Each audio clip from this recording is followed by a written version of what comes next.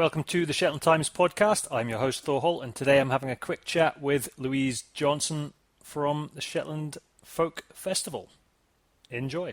It's a huge volunteer effort. It's everything. I mean, all the acts that come up to stay are all housed in locals' houses. They don't go and stay in hotels. Mm-hmm.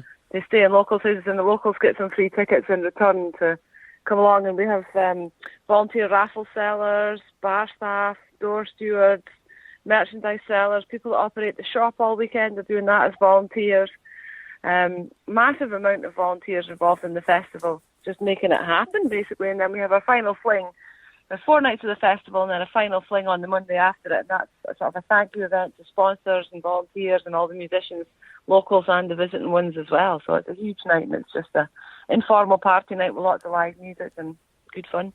Brilliant. So, Louise, I was saying to you offline, as it were, that I am one of these Muppets who've never been to the Folk Festival, to my eternal shame. So if you were going to give me like the 90-second pitch on why to come, what to do, what not to do, if there is a what not to do, okay, what's that going to look like for the idiot like me that hasn't been?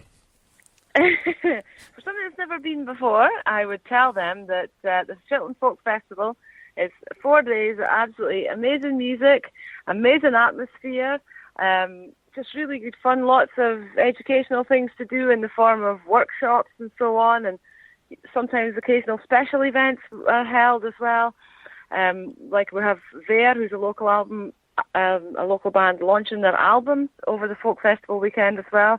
It's a big volunteer effort. There's so many people in the community here are involved in volunteering for the festival, either as accommodators for the visiting artists or the raffle sellers, door stewards, stewards at the clubhouse, or selling merchandise and so on. And we have lots of little community events as well. We have like an additional sport needs concert. We have a little one for playgroup as well, so all the sort of playgroup association bairns come to a concert that we lay on for them, and so it's great. There's concerts the length and breadth of the Isles, and everybody tends to gravitate back towards the festival club at the end of the night, where there's loads of live music, and then sessions going on in various rooms in the building, and a fantastic party atmosphere that goes on till about 5 in the morning every night. So it's a big festival, and it's just a really friendly, I think because it's so volunteer-led and so community-focused, it's a really friendly atmosphere, and yeah, it's just loads of fantastic music. And the locals do us proud just as much, I think, as our visiting bands as well. It's just a huge pride, I think, that we have in organising such a good weekend of fantastic music. So you say weekend, what day does it actually start? It starts on Thursday. Starts with our opening concert at lunchtime. And from then on, for the committee-wise, it's just pretty full-on right through until, Sunday night's our last event, and that's the Foys, where all of our 15 or 16, sort of varies year to year, visiting acts move around the 3 venues on a rotation. Mm-hmm. It's a bit like Up Hellia, I suppose. So they do 3 songs, sort of 15 minutes slot at each venue, and our volunteer drivers are busy with minibuses shipping them and their instruments from venue to venue that night. So, for us it starts Thursday lunchtime through to pretty much after midnight Sunday night for the end of the concert, but then the clubhouse is open till 5 a.m.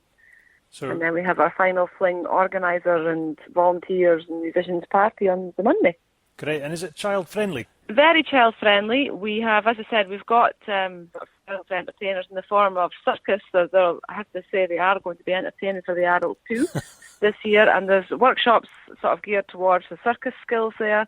There's youth. We've got our first youth session this year in the club, so it's being led by high-level music tutors, and any young person that's playing and has an instrument is welcome to come along and join in the jam, basically. There's a youth concert where lots of different youth groups will be performing, and like the Young Fiddler of the Year, that competition has just taken place in the last few days. They'll be performing, and the traditional Young Fiddler of the Year will be performing.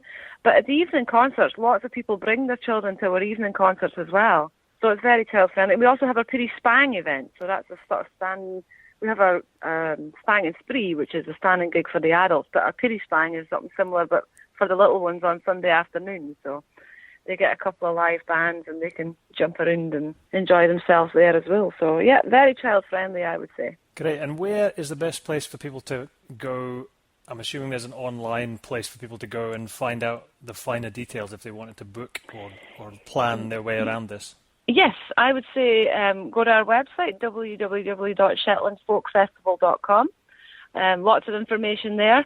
And a hint to those who are planning to make the first trip is tickets go on sale to our early members first. Mm-hmm. So early members are people who purchase a membership during the month of February, and then they'll be able to purchase their tickets about 2 or 3 weeks ahead of the general public. And when the tickets go on sale to early members, several of the concerts will sell out. So we suggest that people, get their memberships early, and then when the tickets go on sale, it's always 6 o'clock on a Monday. Basically, we suggest that everybody's there at the computers ready to beat the queues. If they're particularly fussy on which ones they want to go to on some nights, then they should definitely get online as soon as tickets go on sale and buy up what they want. Brilliant. Thank you, Louise. I feel suitably educated, and we'll get And that are you out to persuaded? Are you coming? I definitely would be, but I'm not in Shetland at the moment, so I will not be there this time. But I will. It's going to be a date for my calendar for next year. I'm going to definitely make sure I do go, actually. Thank you very much, Thor. We'll maybe see you here next year then. You definitely will. Thanks, Louise. Excellent. Cheers. Take care. Speak to you soon. Bye. Bye. Hope you enjoyed my conversation with Louise Johnson from the Folk Festival there.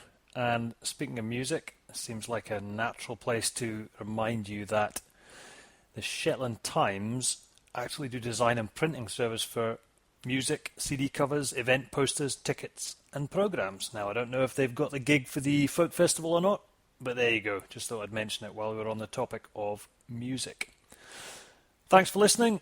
Catch up with you next time. If you've got any feedback on the podcast, let myself know on Twitter at Thor Holt, THORHOLT, or of course you can drop Adam Civico, the editor at the Shetland Times, a line. Just go to shetlandtimes.co.uk.